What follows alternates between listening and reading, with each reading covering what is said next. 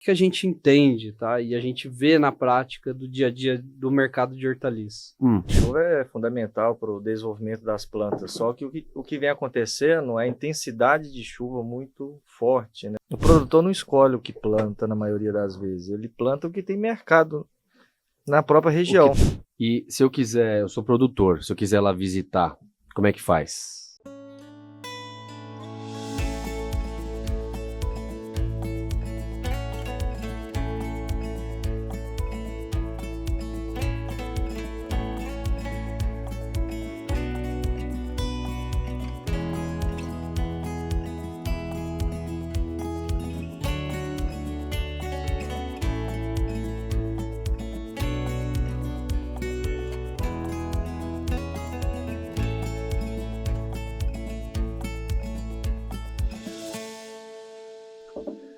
Bom dia, turma! Sejam bem-vindos ao primeiro VMcast, o primeiro podcast do mundo que fala sobre o mercado de hortaliças.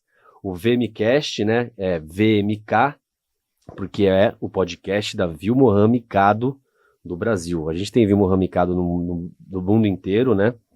Mas estamos aqui com duas feras da Vilmohan Mikado do Brasil. Já vou apresentar vocês quem são eles, mas contando um pouco sobre a Vilmohan Mikado, né? Por que a gente fez esse podcast, está fazendo esse podcast sobre hortaliças? A Vilmohan Mikado é uma empresa do grupo Limagrã, que trabalha no ramo, atua no ramo de agricultura desde 1743 somente, muito tempo, gente. Então, a ideia desse podcast é a gente falar um pouco quais são as dores dos produtores e do mercado de hortaliça e como que a Vilmohan vem ajudado esse mercado sempre a evoluir, tá? Eu sou o Pedro Sestari, eu trabalho na Abaré Marketing, eu sou o host desse podcast, juntamente com o Luan Simon. Luan Simon ou Luan Simon? Simão. Luan Simon. Qual que é a descendência? Turca. Descendência turca. Eu não vou revelar o apelido dele aqui ao vivo, mas mais tarde talvez, acompanhe aí. O Luan Simon, já que eu falei dele, ele é o gerente de desenvolvimento de produto e marketing da Vilmohan Mikado Brasil. Luan Simon, muito bem-vindo ao primeiro podcast de hortaliças do mundo. Ô Pedro, muito obrigado pelo convite, é uma satisfação muito grande participar do primeiro podcast juntamente com o Alan. E gostaria de cumprimentar todos os ouvintes e estou aqui principalmente para trazer as novidades aí dentro de desenvolvimento de novos produtos e marketing da Vilmohan Mikado Brasil. Maravilha. Também estamos aqui com o Alan Gentos, quem já me viu em outros podcasts da Abaré, ele foi o participante do primeiro podcast da Abaré lá atrás e está aqui de volta, mas agora para falar sobre o mercado de hortaliças 100%. Alan Gentos, o gerente geral da Vilmohan, bem-vindo, Alan. Obrigado, Pedro. Obrigado, Luan. Bom, primeiramente, obrigado à Abaré por ter dado essa oportunidade para a gente abordar um segmento que é tão nichado dentro da agricultura, né? Não só do Brasil, mas do mundo. Hortaliças, às vezes, é um pouco marginalizado, vamos falar assim, quando a gente compara com grandes culturas, químicos, defensivos, biológicos, fertilizantes. A gente sabe da dimensão dessas empresas, né? E às vezes a gente não dá a devida importância para o segmento de FLV, frutas, legumes e verduras, o vulgo HF aí, hortifruti. Ô Alan, você tem uma história longa na Vilmohan, conta pra gente rapidinho aí como você chegou a gerente, quanto tempo você tá na Vilmohan? Acho que você começou, se eu não me engano, como LPP, né, que é Local Product Promoter. Conta um pouquinho pra gente, rapidez. Bom, rapidão. 12 anos atrás somente. Eu comecei como trainee, contando semente e separando semente para quem fazia desenvolvimento de produto. Que legal. Então, eu era o trainee. Depois disso, passei por LPP, então fazia desenvolvimento no estado de São Paulo. Passei a ser RTV, que é os vendedores, né? Sim. De campo do estado de São Paulo. Depois fui coordenador de Solanáceas Brasil. Solanáceas mais focado em tomate, pimentão e porta-enxerto. E após isso, ocupei o cargo que hoje está o Luan, que é gerente de desenvolvimento de produto e marketing. Certo. E fazem exatamente um ano, nesse exato mês, que eu assumi como gerente geral da subsidiária no Brasil. Maravilha. Vamos falar um pouquinho para dar um panorama geral para quem está ouvindo a gente. Falar um pouquinho sobre o mercado. Como é que está o atual mercado de hortaliça? Quais são as dificuldades? Se você puder trazer alguns números para a gente do que vocês têm sentido recentemente, para a gente dar um panorama geral e a gente vai fazendo um bate-papo aqui sobre todo o restante. Bom, antes do Luan falar, só um comentário, né? Recentemente a gente teve o primeiro encontro nacional da IBRAHORT. A IBRAHORT é uma iniciativa muito interessante de alguns membros da cadeia.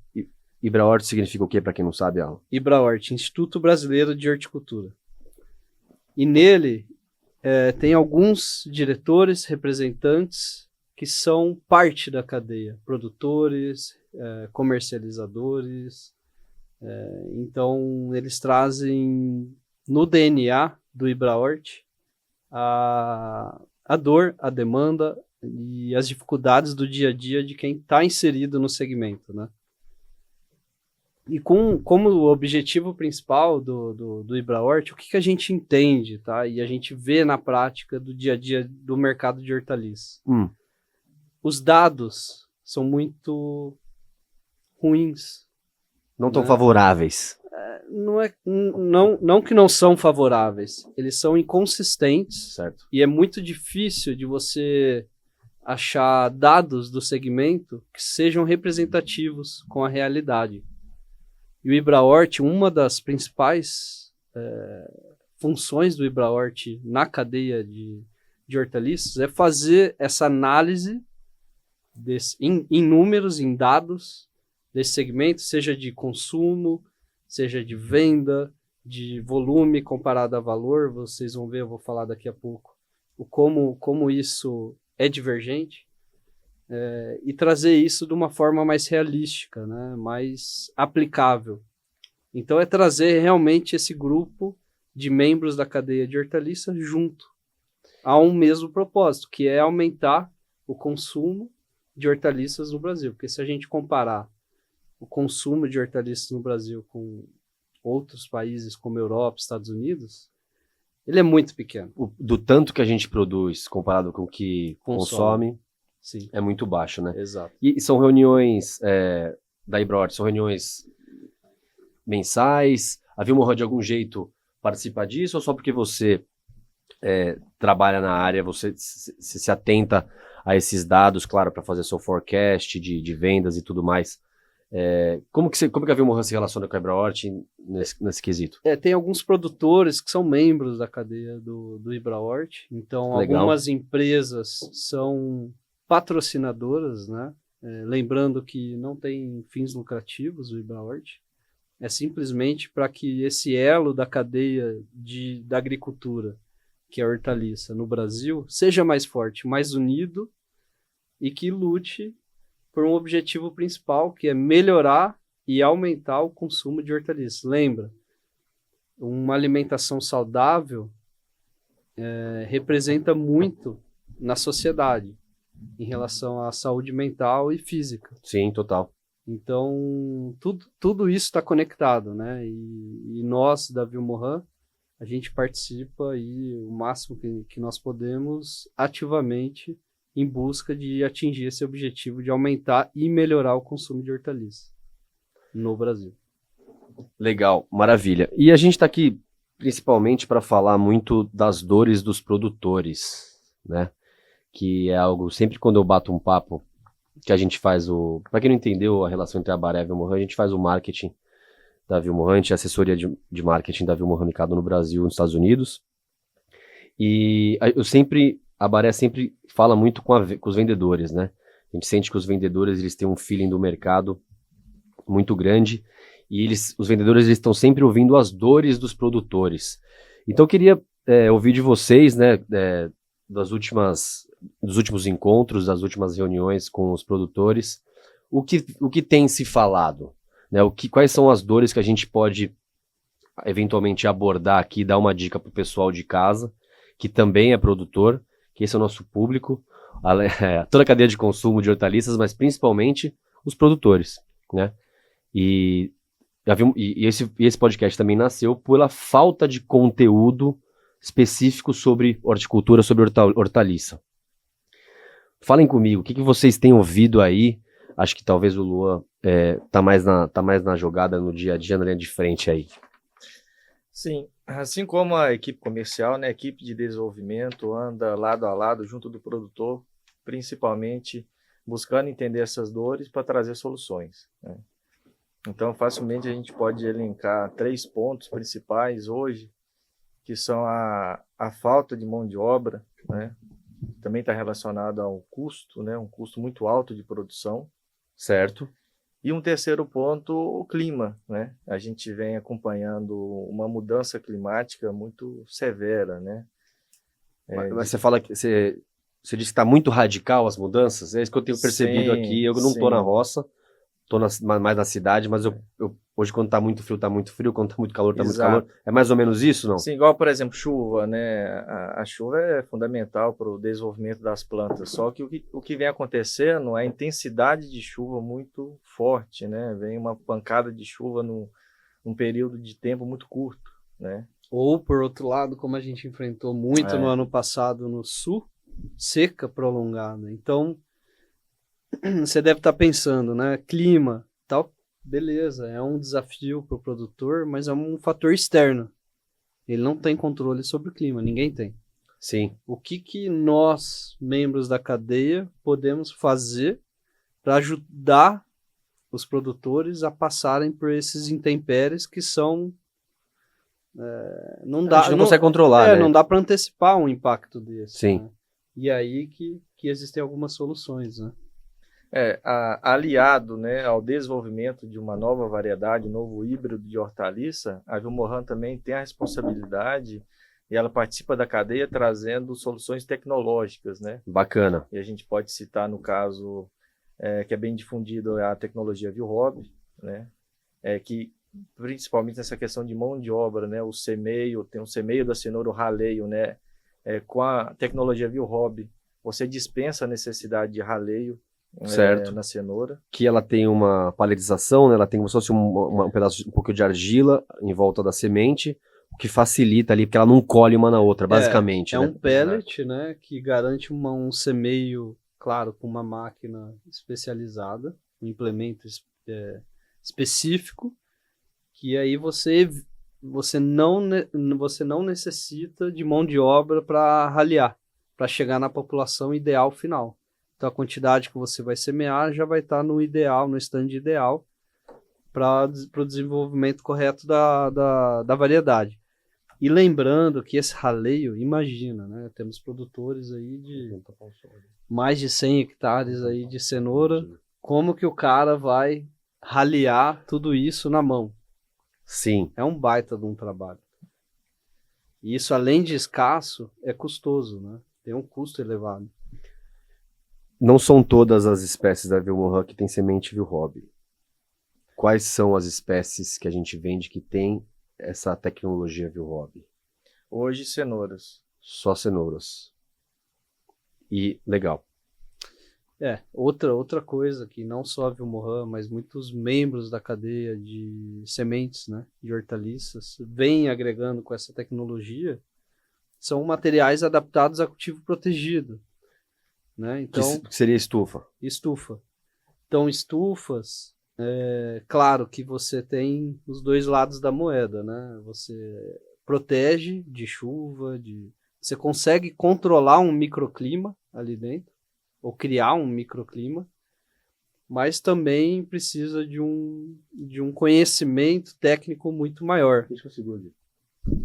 Porque a partir do momento que você tem uma praga ali dentro, ela pode se desenvolver numa velocidade muito mais rápida do que num campo aberto, né? Então, e falando dessas tecnologias, citando o ambiente protegido, a Vilmorin tem longa data e expertise em falar, principalmente no cultivo de tomate em ambiente protegido, porque tem uma participação muito forte na Europa. E nesse ponto a gente fala de número de plantas por área, né? Então nós temos genéticas específicas para cultivo em ambiente protegido, onde é possível você colocar maior número de plantas por área. Dá uns exemplos aí pra gente. O Vikingo é um exemplo desses que nós temos no Brasil. Vikingo é o tomate, tá, gente? Tomate Vikingo. Então, quando a gente observa a arquitetura de planta, ele permite maior densamento em ambiente protegido. Consequentemente, você vai ter uma maior produção por área. Legal, bacana. Fora isso, né, eu acho que é interessante vocês comentar que, diante desses fatos que a gente não consegue controlar, tipo o clima, a Vilmorin também tem espécies que também se adaptam muito bem ao verão, com grande quantidade de chuvas. Exato. Por exemplo, né? Então é uma das nossas tecnologias que combate, que se adapta melhor, talvez, a esse tempo louco. Isso, aí para essa época de chuva, falamos de tecnologia na questão de genética, né? Os materiais Sim. adaptados a esse clima de verão, eles vão ter uma sanidade, principalmente de folha, muito maior do que outras variedades, né? Que tolera doenças fúngicas e bacterianas também, né? E qualidade de fruto, né? Então a gente observa que na época de chuva, o fruto também é muito danificado pela intensidade de chuva. Então, como nós temos o programa de melhoramento genético aqui no Brasil, a gente consegue buscar dentro do nosso banco de germoplasma, né, as genéticas de tomate, desenvolver e criar produtos adaptados às regiões e a essas épocas de cultivo mais críticas. Legal. O que acontece, Pedro, é que no departamento de desenvolvimento, né, o que vai sinalizar se o material tem potencial ou não para vir a ser comercial, não é como ele se comporta num cenário ideal de clima e condição nutricional. Porque aí... É no estresse. É no estresse. E no estresse são em condições adversas. Seca, mas principalmente período muito chuvoso. A gente está num país predominantemente tropical. Então é aí que a gente tem que ver o comportamento do material. São nessas épocas que vai ditar se ele tem potencial para vir a ser comercial um dia ou não. Certo, Tá. certo. Bacana. Vocês falaram um pouco aí sobre essa parte de desenvolvimento, né, dessas tecnologias, né?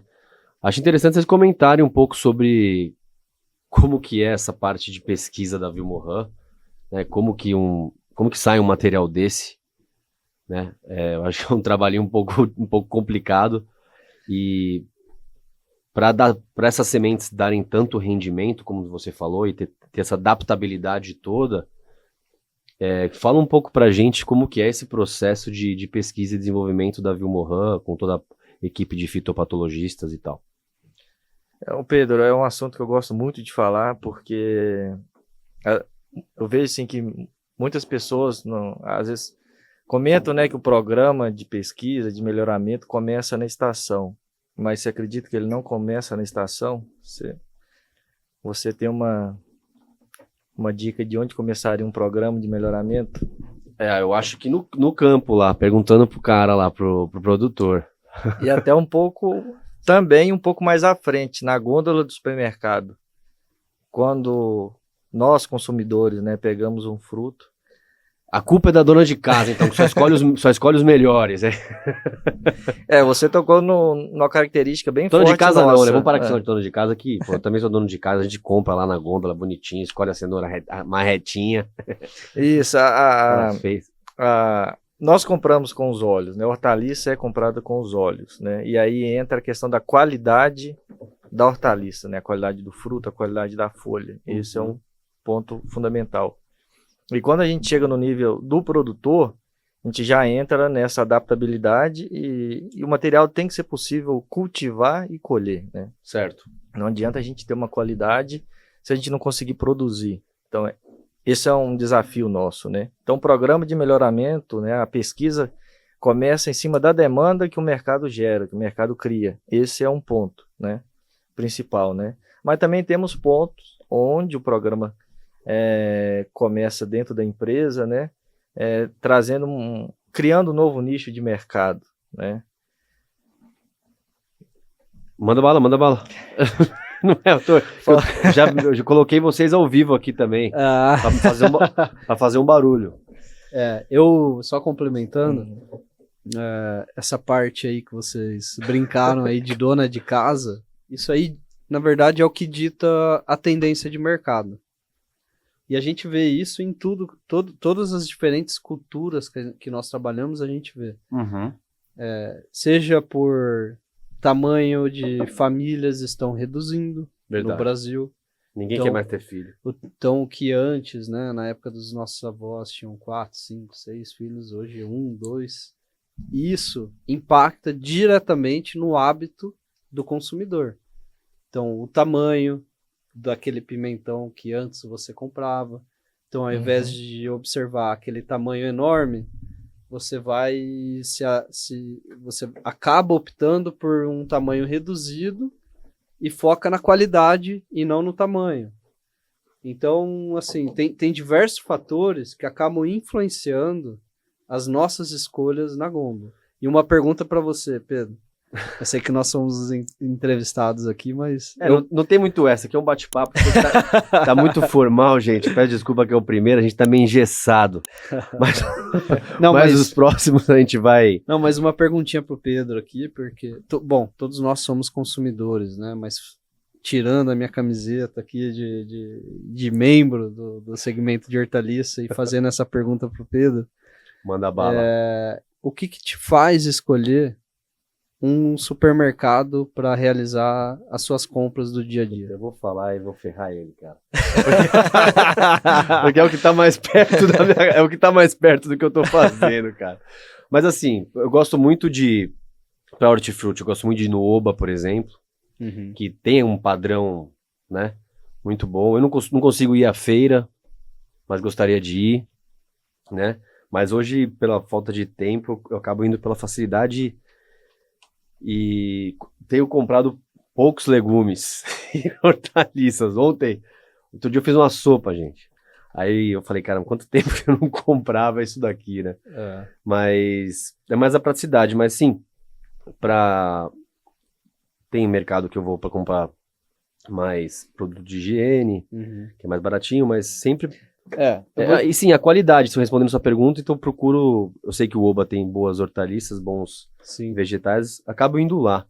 Né? Teve no IBRAHORT, nesse encontro nacional, eles fizeram uma pesquisa, né?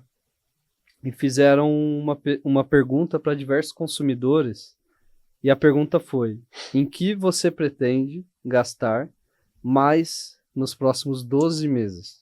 Geral? Geral. Não é no supermercado, não. 36% hortifruti. Ô, louco. 32% açougue. 30% nas dívidas. 29% transporte. E 26% pensou na reserva. Todo mundo morrer entediado. Ninguém vai gastar nada com lazer aí, viagem. Bom, alimento, acho que sem comer... Sim. A gente não consegue fazer mais nada. Então, com certeza. Tudo começa no alimento. E é muito interessante que a escolha de onde fazer as compras gerais do mês, claro, cada um tem um perfil, mas na grande maioria é baseado no setor de hortifruti. É o que nivela, é o que norteia, vamos dizer assim, então, a qualidade do mercado. Exato, o setor de hortifruti é o que vai ser o chamariz daquele empreendimento, seja mini mercado. Bem interessante esse dado. Então é o que faz o consumidor entrar. E lá, depois de hortaliças, claro que ele vai pro resto, pro básico, para as necessidades, açougue. Mas o que faz entrar, na grande maioria dos consumidores, é o departamento de hortifruti. E quando esse departamento tem a qualidade, vem de encontro com o que você disse sobre praticidade, né? Então ali você vai fazer suas compras, um arroz, um feijão, um óleo e o açougue, mas já aproveita e já compra hortaliça. Não precisa de mudar de mercado, né? Então casa bem com essa questão de praticidade. Achei bem interessante essa informação, porque às vezes... eu passo no setor de HF só para dar aquela olhada. Não, outro dia eu vi uma cebola do tamanho parecia um melão, velho.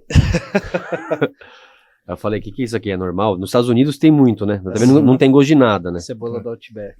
Mas eu falei, acho que não tá muito normal isso daqui.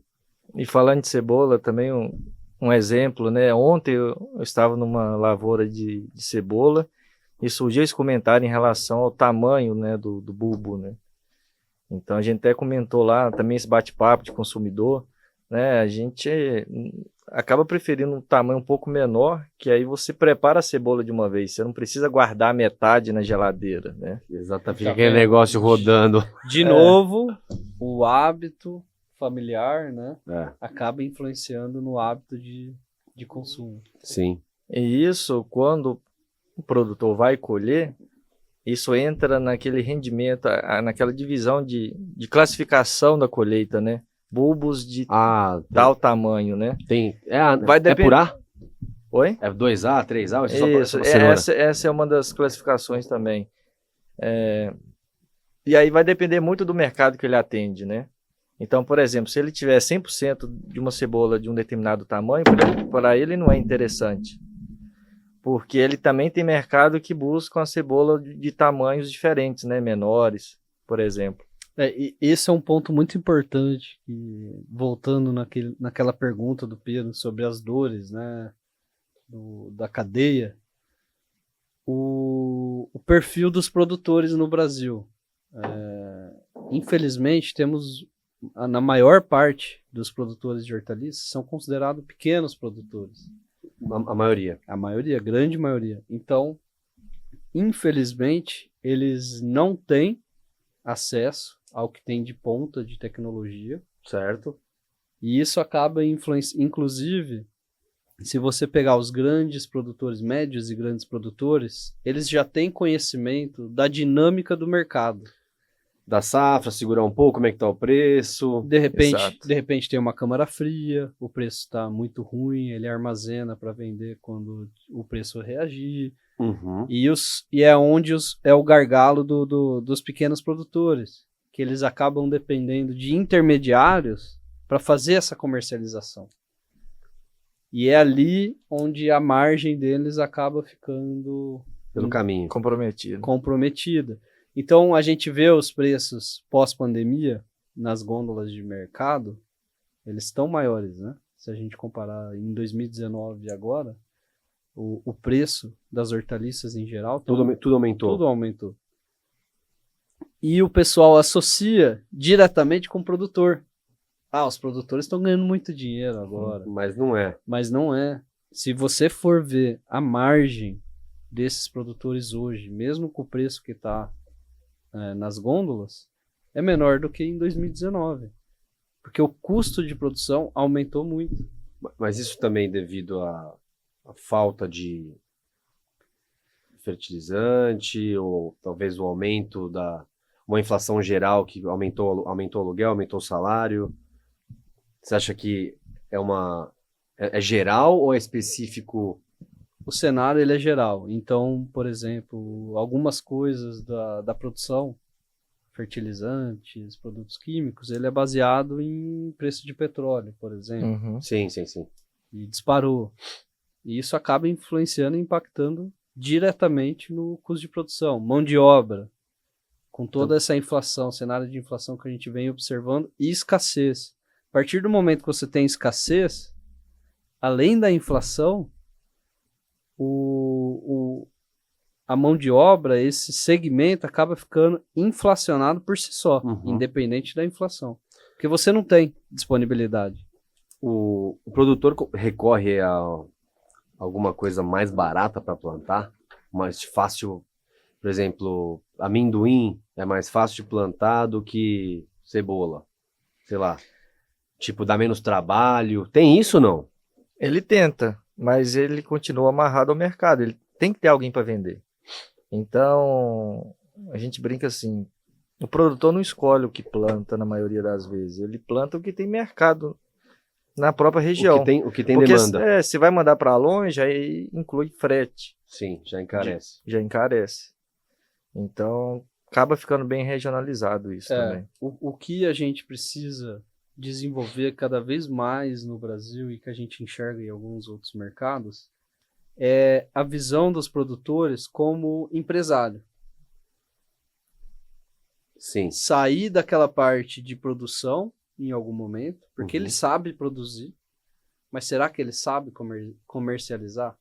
Ele entende de análise e gestão de custo, em gestão de venda, em o quanto a margem dele está sendo perdida no caminho, em analisar a porcentagem de perda que ele tem no transporte ou na própria roça, entendeu? Sim. Então, esse conceito de produtor é produtor que precisa ser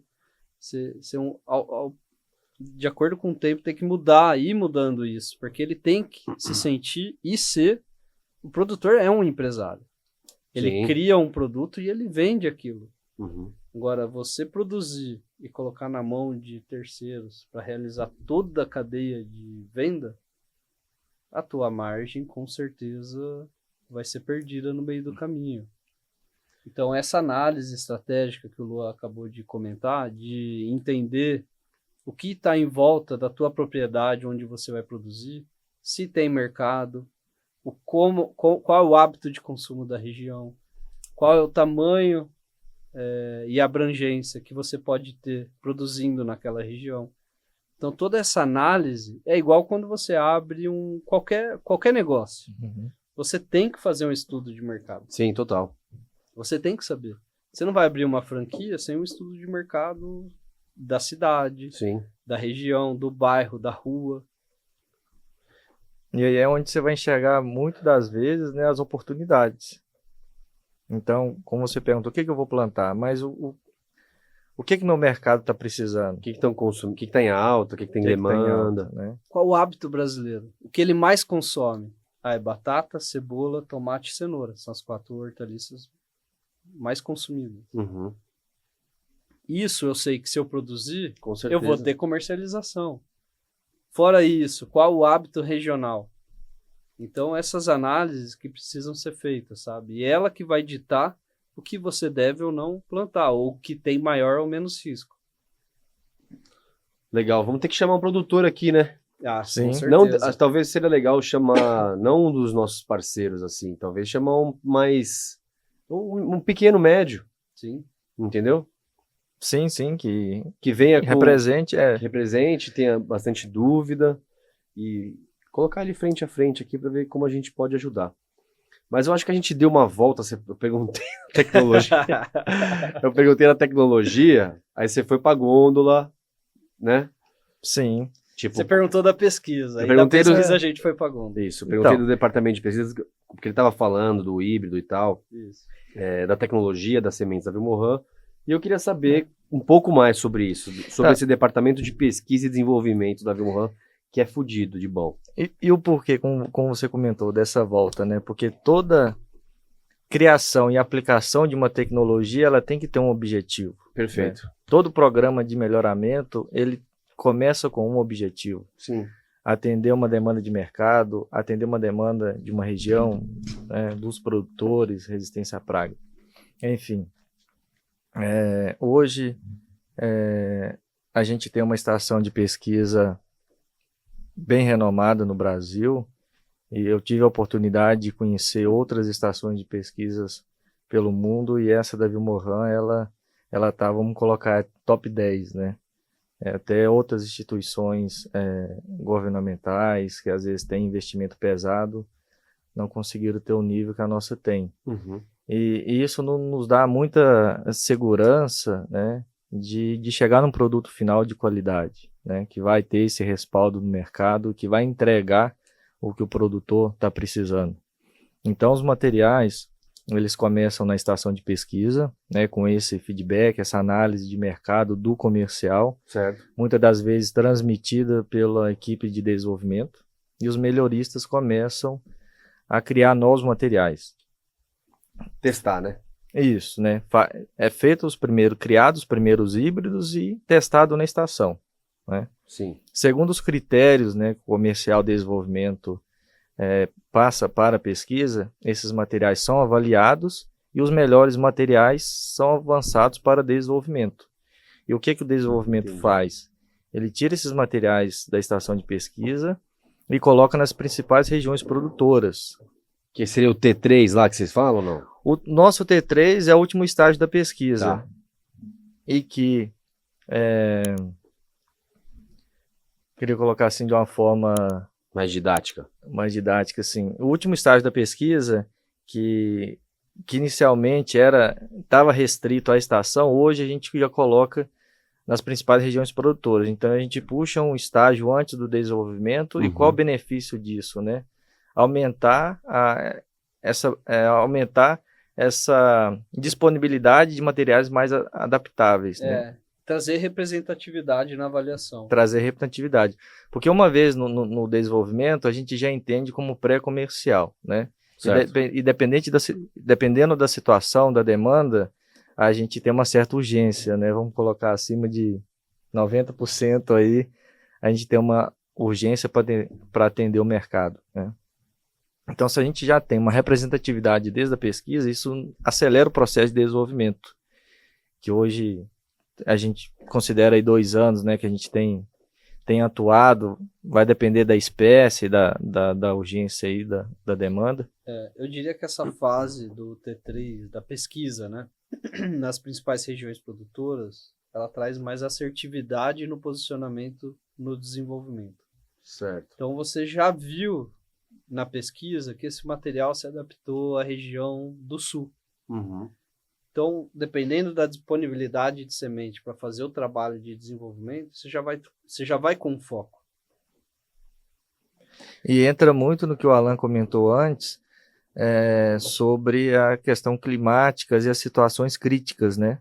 Pode coincidir que no momento de desenvolvimento a gente só pegou época satisfatória, né? Entendi, tava fácil, vai mais fácil. E com esse T3, né, 1 ano a mais, a gente aumenta a chance de pegar essa fase mais crítica, né, que a gente precisa ter. A gente precisa ver o material na situação crítica. Entendi. E falando de pesquisa e tal, mas como é que é o processo? Por exemplo, vamos supor, são testes que vocês fazem, por exemplo, vamos tentar achar um tomate melhor. Ou vem uma demanda, por exemplo, a gente precisa de um tomate que é mais resistente a isso, a tais condições climáticas, por exemplo. Certo. Vem o começo de um projeto, de um novo híbrido. Ele começa assim, ou a gente vai testando e falando, opa, esse aqui tá indo melhor. A gente vai cruzando genéticas, esse aqui tá indo melhor, vamos indo, vai testando. Como é que começa? Certo. Vamos colocar a situação aí do cultivo no verão chuvoso. Certo. Então, nessa época, as plantas sofrem muito por doenças fúngicas e bacterianas que atacam a folha. E a planta também sofre um pouco com distúrbio nutricional, né? Sim, que vai afetar a qualidade do fruto. Então, certo. O programa de melhoramento vai buscar materiais com essas características. E as avaliações serão feitas nesse período para identificar os indivíduos mais adaptados. Entendi. Eu acho assim, tudo começa no mundo do melhoramento, do melhorista, pelo menos na Vilmorin, tem um negócio que chama PRF, que é Product Request Form. Ah, legal. Esse é o mapa do melhorista. Ele vai falar, o que é must, o que eu preciso, Sim. o que é good to have, que é bom de ter, e o que é um plus.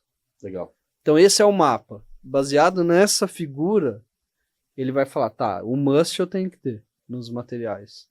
O good to have eu vou tentar, mas se eu tiver esses, eu trago algo novo no mercado. Entendi. É o breakthrough que eles chamam. Falando desse processo de melhoramento da Vilmorin, tem o nosso novo lançamento, que é um tomate que acabou de ser lançado pela Vilmorin Mikado. Queria que vocês contassem um pouco, Lua, como é que é esse tomate que a gente acabou de lançar aí? Beleza. Um dos pilares da Vilmorin Mikado no Brasil é a cultura do tomate, né? A gente tem um exemplo de sucesso no nosso portfólio, que é o Tomate Fusion, na região do Espírito Santo e Rio de Janeiro. E a gente é muito feliz de trazer mais um material para compor esse portfólio, que é o tomate Trolli. É um tomate que vai compor o nosso portfólio de tomates. E o que ele traz, principalmente, questão da padronização de frutos, né? Coloração, brilho, isso é uma característica dos tomates da Vilmorin Mikado. E a gente conseguiu aperfeiçoar, né, na padronização, na uniformidade, e é onde que o mercado paga mais o melhor preço no tomate, né? Um fruto aí por volta de 220 gramas, né? Mas que tem essas características, né, que a dona de casa, que nós procuramos, né, a coloração, o brilho, né? Isso. E fora isso, né, tem as características que a gente viu a nível de campo, como pegamento de fruto, é bem sequencial. Aham. Na classificação, a maioria sai nesse padrão, para quem estiver vendo aí, Lindo, hein? igual da foto. O pegamento é excelente até o final, o ponteiro dele não afina, então Uhum. ele tem frutos de tamanhos comercializáveis até o final. A tolerância foliar é muito grande, Boa. então é um material diferenciado. E para essa época do verão, né, não só a chuva, mas quando não tem a chuva, tem um sol muito forte. E a planta do trole protege muito bem os frutos, né? Quando você olha assim, às vezes você não vê tanto fruto, mas tá tudo protegido. Então ele tem uma Interessante. cobertura foliar muito boa que protege do sol, que acaba queimando os frutos, né? Entendi. E muitas das vezes não dá a coloração perfeita do vermelho intenso. Legal. Que fera, parabéns pelo lançamento. Não vi ainda pessoalmente, mas espero ver aí na próxima Hortitec. A gente não vai ter stand, mas vamos ter ali uma...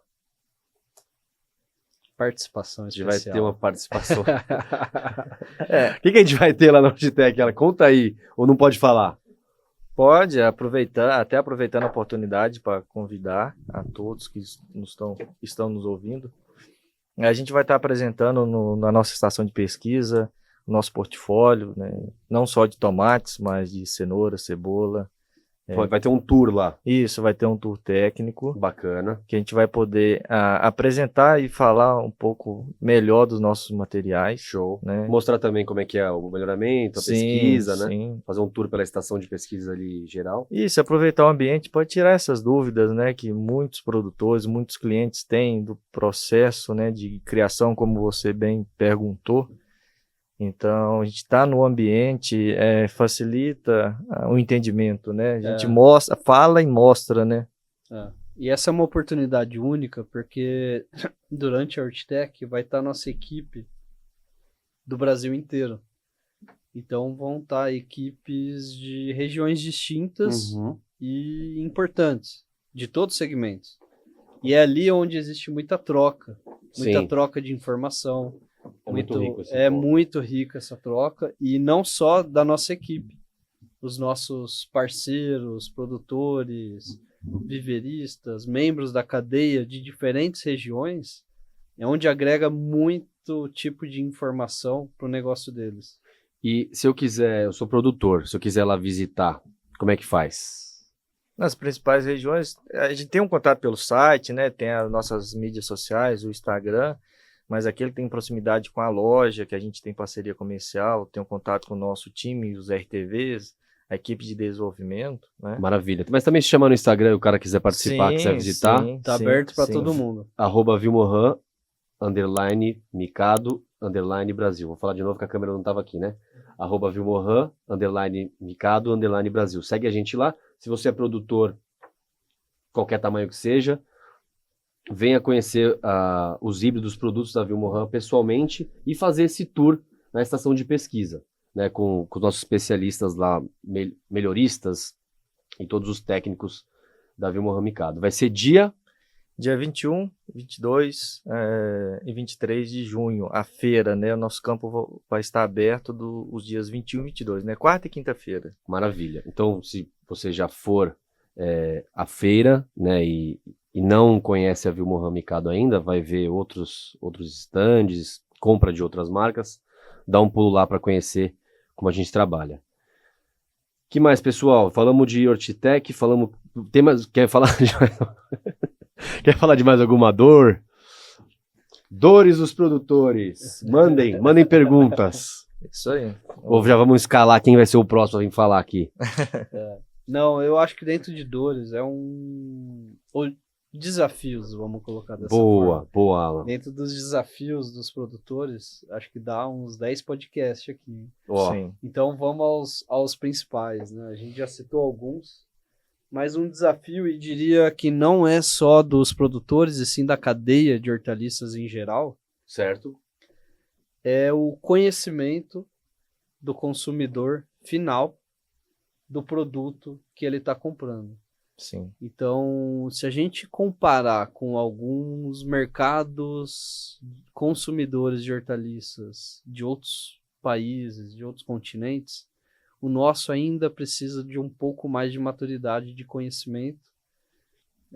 E isso depende muito de nós também, como membro da cadeia, de trazer mais informação para quem está consumindo. Perfeito. Porque senão você vai consumir para sempre tomate por tomate, não vai conhecer o porquê o redondo é diferente do saladete. Qual é a diferença?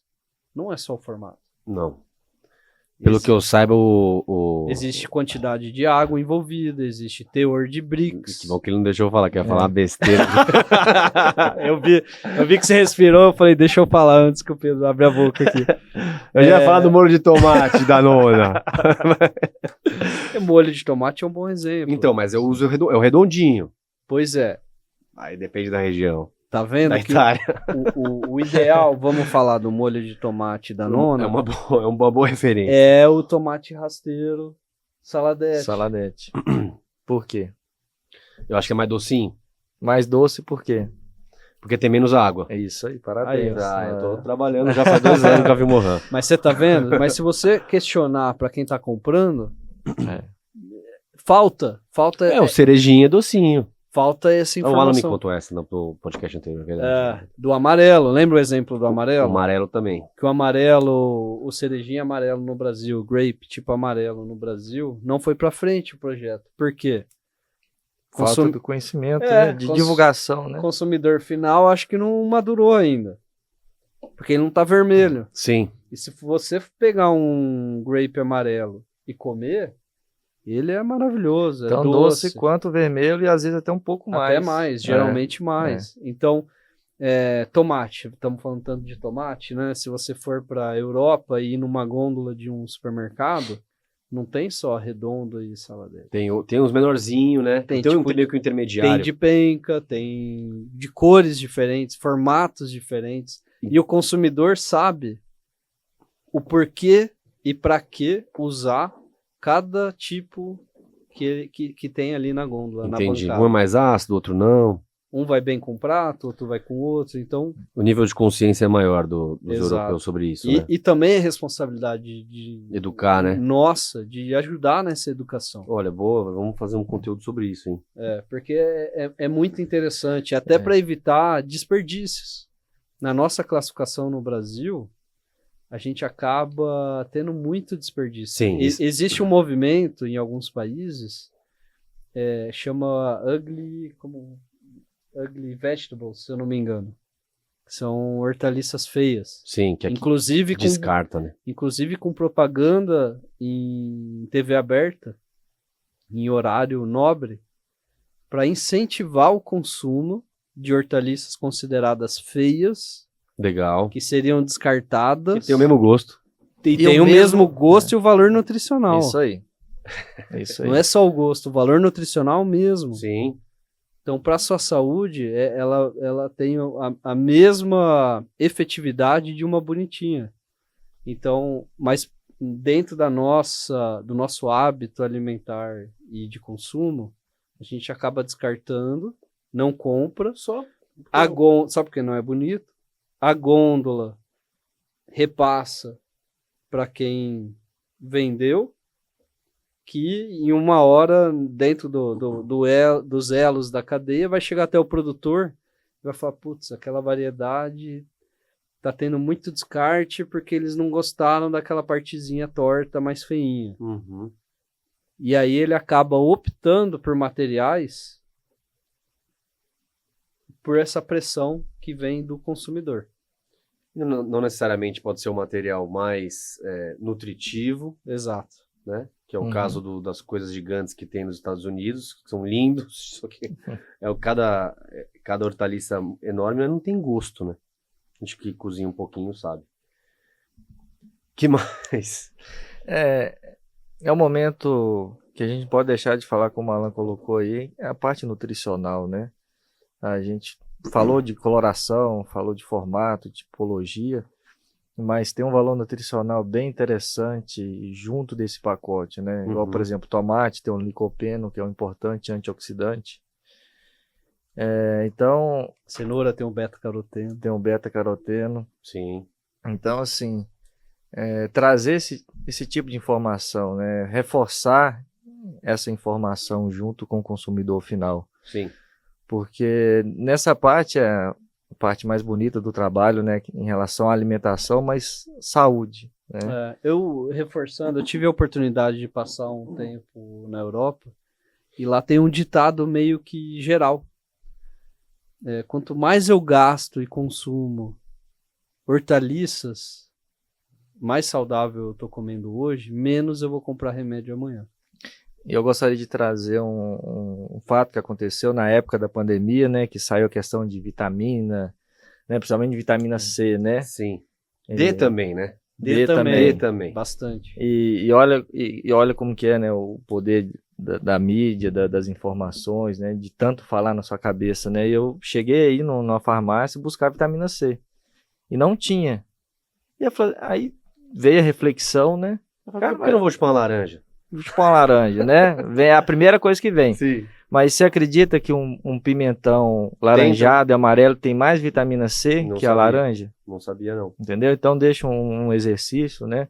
Quem é curioso aí, pega essas barrinhas, né, de vitamina C, até a questão da laranja, e compara, né, com o pimentão colorido, tomate colorido, uma cenoura, né? Você vai observar que você tem não só a quantidade maior, mas a qualidade melhor de vitamina, né? A gente vê essa onda de suplementação alimentar. Sim, muita gente que talvez nem precisa. Não precisa, porque come errado. Também. Geralmente come, claro, proteína é hábito do consumidor brasileiro. A gente come até em excesso carne, né? proteína. Porque tem proteína também em vegetais. Sim. Mas se você pegar a gente brinca, né, que tem que ter pelo menos umas 3 a 4 cores o teu prato. Sim. Para você considerar ele saudável. Mas o prato do dia a dia aí da maioria é arroz, feijão e uma proteína. Uma mistura, né? Maravilha. Quem vai ser o próximo caboclo a vir falar aqui na... A gente vai trazer uma figura pro próximo. Vai ser ele mesmo? Vai ser o Vicoleta, hein? Vinícius Coleta, você tá... Convocado. Devido ao seu carisma. Você tá convocado pro próximo podcast aí. O VMcast. O Vicoleta vai ser bem interessante a abordagem dele, porque ele passou muitos anos trabalhando dentro do Ceasa. Legal. E o Ceasa, para quem não conhece, a importância do Ceasa, CEAGESP, né? É o maior entreposto comercial de hortaliças. Tudo chega lá, né, Alan? Enorme. É uma cidade à parte e não são todos os países que têm um entreposto como aquele. E influencia muito o segmento. Maravilha. Vicoleta, então você está convidado aí, forçado, tá? Convidado, entenda como forçado a vir aqui no mês de junho pra gente tomar uma aí. Vocês têm alguma consideração final? Quer mandar um beijo pra esposa? A minha esposa tá me esperando aqui fora. Eu tenho um presente para dar pro Alan, que vai ser o pai do ano. Temos um presente especial pro Alan, que vai ser pai daqui a pouco, tá, gente? A senhora dele tá... 2 semaninhas. 2 semaninhas, já tá pintando aí o Henry. Poxa. Fizemos um presente especial para o Henry e para a família. Parabéns, Alan. Muito obrigado, gente. Obrigado pelo carinho. E... É isso aí, tô aproveitando meus últimos dias de sono apropriado aqui. Exatamente. Eu também acabei de ser tio, não, né? Faz uns 3 meses que o Romeu nasceu e meu irmão também tá sofrendo um pouquinho com a minha cunhada lá com a Karen. Beijão pra eles. Mas a minha sogra vai passar uns 2 meses em casa. Boa. E aí vai ser a minha deixa para poder sair um pouco, entendeu? Eu vou ter uma boa desculpa. Mas ajuda muito a sogra, Tô a brincando. mãe Minha perto. sogra é muito boa. Considerações finais, Lua. Quer mandar um abraço lá pra terra lá do... Você é da onde mesmo, Lua? Minas Gerais. Minas Gerais. Turma do café e pão de queijo. Você quer mandar um abraço lá pra turma, não? Agora você tá paulistano, né? Hã? Você só perto de Campinas, paulista, tá? Isso, pão com manteiga na chapa. Tá vendo que eu sempre tô falando de comida, né? Avião pra tudo que é lado. Pingado.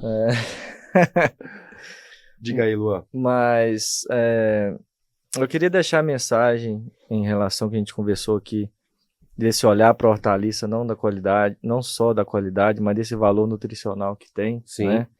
É um movimento, né, que eu venho observando ao longo dos últimos anos, essa diversificação, ela está acontecendo, então traz mais opções, né, cai muito no gosto de preferências, né, e as empresas têm participado muito bem disso, né, buscando junto ao produtor como agregar valor, né, num produto novo, né. Uhum. Então eu sou otimista aí para o futuro das hortaliças, trazendo mais diversidade, né? Não só de formato, mas sabor, coloração e valor nutricional. E para isso é muito importante que os elos da cadeia se unam, trabalhem juntos em prol do mesmo objetivo. Como já falei da Ibrahort, é um bom exemplo de uma iniciativa. Porque ela não quer se beneficiar. Quer ajudar, sim. Ela quer ajudar a conscientizar esse mercado de hortaliças no Brasil. E sim. profissionalizar quem está dentro. Trazer informação. O porquê, para quê, quanto. Quantificar essas informações. Legal. Trazer dados. Vamos ver se a gente convida alguém de lá também para Vamos sim. Vamos falar. Com Certo. certeza. Vocês têm algum contato lá? Tem. Pode deixar. Maravilha. Que eu converso com eles e acho que seria muito bem-vindo e iria agregar bastante para todo mundo aí para todos, na verdade, né? Hortaliças, acho que independente se você é do ramo, é do segmento ou não, em algum momento a hortaliça faz parte do seu dia. Do seu dia a dia, com certeza. Então, nos vemos na Hortitec nos dias 21 e 22 de junho. 21 e 22 de junho. Se você quiser participar lá do nosso tour na estação de pesquisa, manda uma mensagem no nosso Instagram, @vilmohan_mikado_Brasil. Gente, muito obrigado. Esse é o primeiro VMcast, o podcast oficial do mercado de hortaliças. Obrigadão, gente. Valeu, um abraço. Obrigado, Pedro. Um abraço a todos. Obrigado, Luan. Obrigado, Alan. Um abraço, gente. Obrigadão.